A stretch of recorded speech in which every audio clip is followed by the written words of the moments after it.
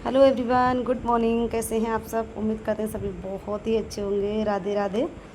तो गाइस, सुबह के बज गए हैं 7:30 और चाय नाश्ता हमारा हो गया था। बच्चों को स्कूल भेज दिया है लंच बनाकर। और तो इतने सारे काम हमारे निपट गए थे। और यहाँ पर मैं काट रही थी प्याज। और प्याज मैंने रात को पानी भिगो दिया था। प्याज और लहसुन लहसुन भी मैंने छील कर रख लिया है और प्याज को भी मैंने छील लिया था। और अब बारी थी काटने की, तो प्याज यहाँ पर काट रही थी।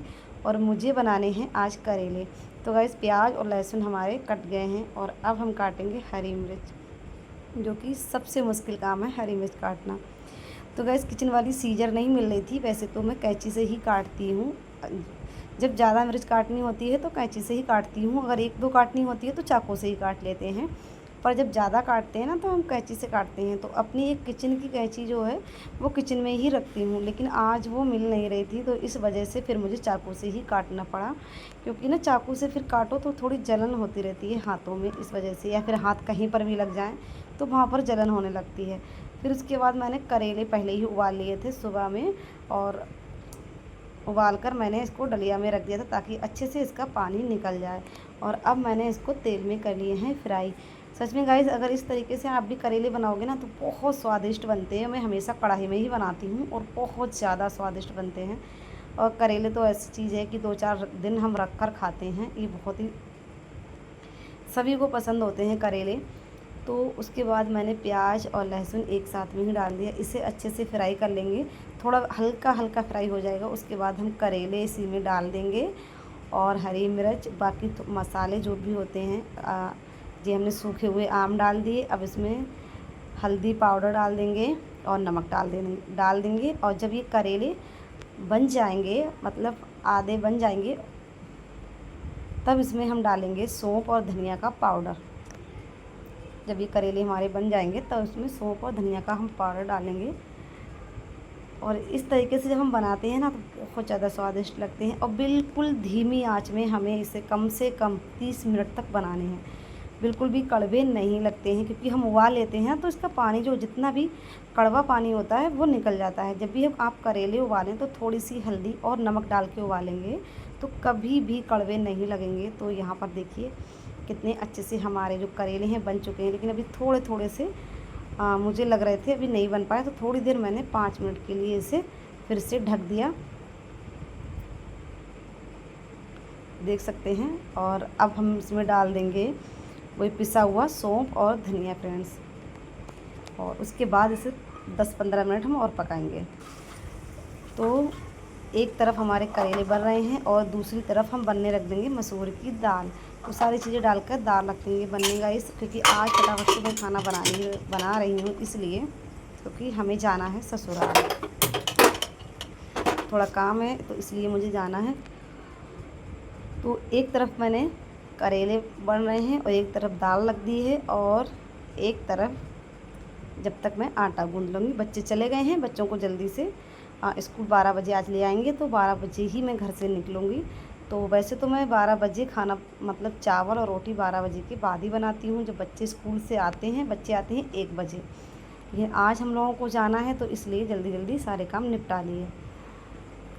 तो यहाँ पर थोड़ा सा घी डालेंगे और दाल हमारी बन गई है, तो दाल का हम इसमें लगाएंगे तड़का फ्रेंड्स। और अभी सुबह के बजे हैं 9, अभी 9 बजे हैं और 10 बजे तक हमारा सारा काम फिनिश हो जाएगा। फिर हम नहाएंगे, कपड़े धोएंगे, तब तक बच्चों का आने का भी टाइम हो जाएगा।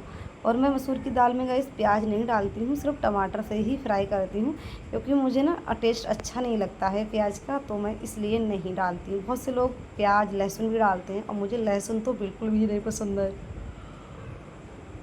तो सिर्फ मैं टमाटर डालती हूँ, वो ही मुझे पसंद है। और बच्चे तो बेटा तो खा लेता है, बेटी तो टमाटर भी नहीं खाती है, तो उसके लिए अलग से निकाल देती हूँ।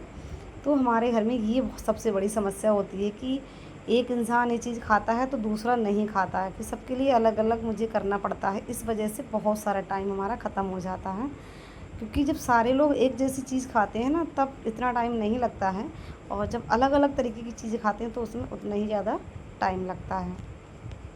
तो यहाँ पर दाल भी हमारी अच्छे से उबल चुकी है, देख सकते हो। और अब दाल को हटा लेंगे और अब हम सेकेंगे रोटियाँ, फटाफट से रोटियाँ। और रोटियां तो हमने सेक ली थी फ्रेंड्स, और अब बारी है पराठे की, क्योंकि हस्बैंड है ना वो करेले के साथ पराठे काफ़ी ज़्यादा पसंद करते हैं, तो इसलिए मैं उनके लिए पराठे सेकने जा रही थी। यहाँ पे तवा मैंने रख दिया था और मैं कुछ काम करने लगी तो तवा बहुत ज़्यादा तेज़ हो गया था, तो देखा आपने बिल्कुल जल सा गया था तवा।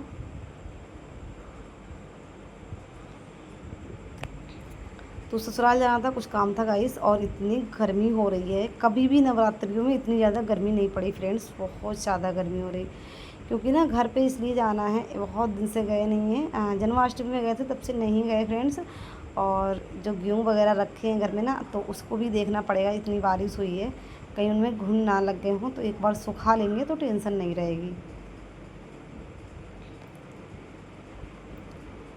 तो पराठे भी बस हमारे सिक गए हैं, ज़्यादा मैंने सेके नहीं है पराठे, 4 से 5 पराठा सेका बस हस्बैंड के लिए।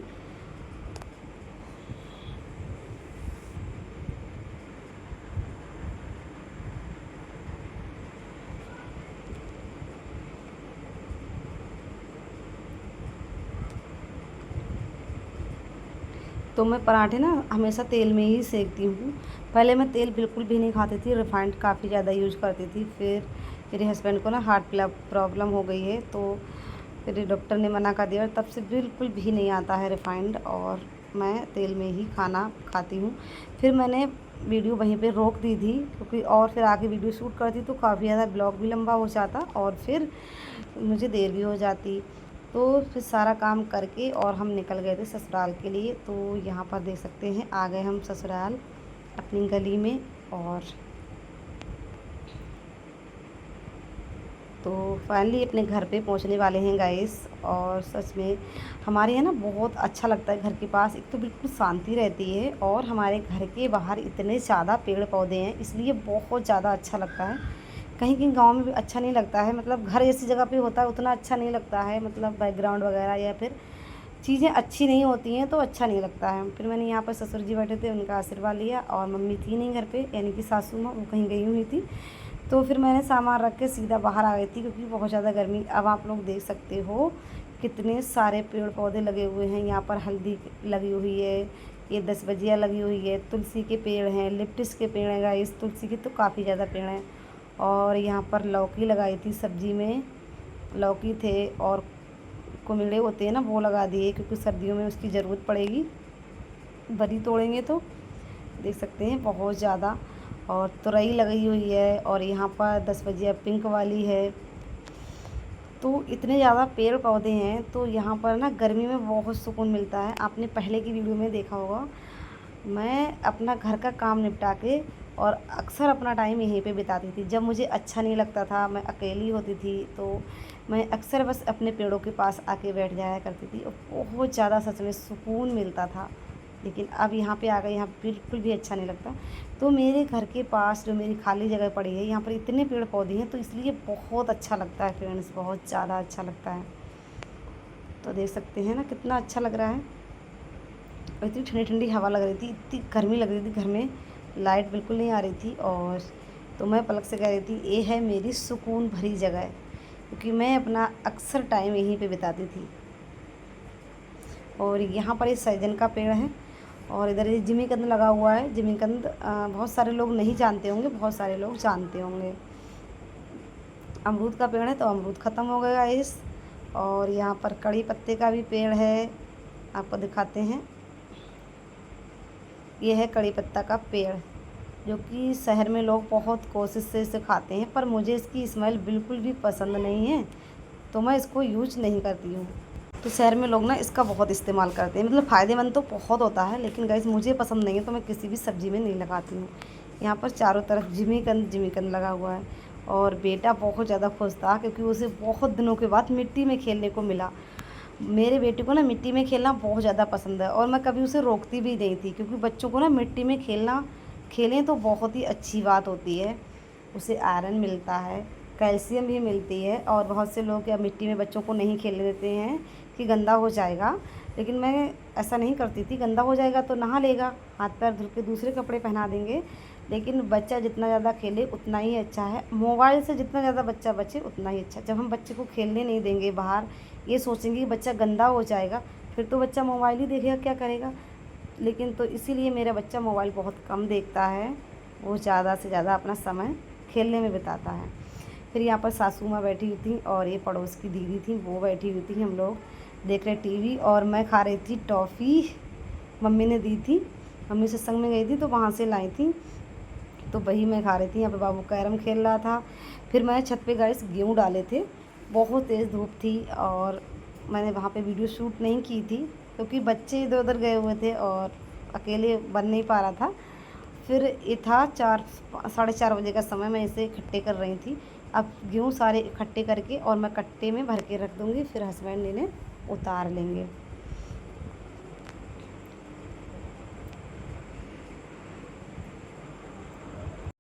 तो गाइस सारे गेहूँ मैंने भर लिए हैं, गेहूँ सुखाए थे और उसमें घुन होने लगे थे तो गेहूँ भर लिए हैं और कट्टे सारे पतिदेव ने नीचे उतार दिए, कट्टे में भर दिए थे और अभी वो नहा रहे हैं और फिर हम लोग निकलते हैं नवाबगंज के लिए। अभी आपको दिखाती हूँ, वो नहा रहे हैं तो वो अभी नहा रहे हैं, उसके बाद निकलती हूँ। शाम के बज गए 5:30 तो चलती हैं और बच्चे खा रहे हैं खिचड़ी, मम्मी ने बनाई थी। तो अभी हम चलते हैं नीचे।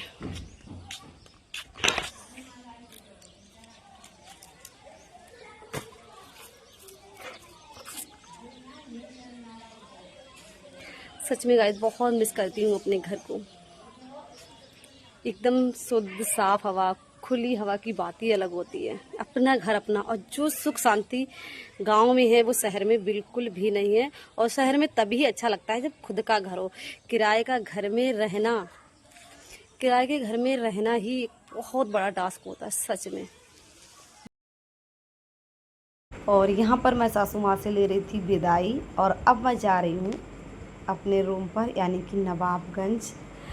तो मम्मी से ले रही हूँ आशीर्वाद। आशीर्वाद लेना बहुत ज़रूरी होता है, जितना ज़्यादा आशीर्वाद बड़ों से ले सको उतना ही अच्छा होता है। और एक सासू माँ ही ऐसी होती हैं जो आपको सच्चे दिल से आशीर्वाद देती हैं, हमेशा सदा सुहागिन रहने का। सच बताएं तो, क्योंकि वो कभी भी नहीं चाहती हैं, कभी भी। एक सासू माँ ही है जो कितना भी गुस्सा हो, कितना भी नाराज़ हो, लेकिन हमेशा बहू को यही आशीर्वाद देगी कि सदा सुहागिन रहो, क्योंकि वो अपने बेटे से बहुत ज़्यादा प्यार करती है। हर माँ अपने बेटे से प्यार करती है।